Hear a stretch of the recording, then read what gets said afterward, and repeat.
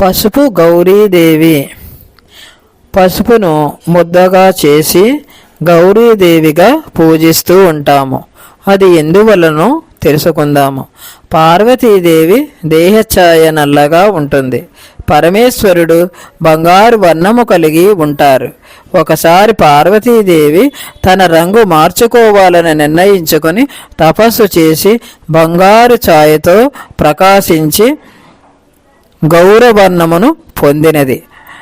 అంటే గౌరవర్ణము అంటే ప్రకాశవంతమైన బంగారపు ఛాయ అనే అర్థము. ఆ విధముగా పార్వతీదేవి గౌరీదేవి అయినది.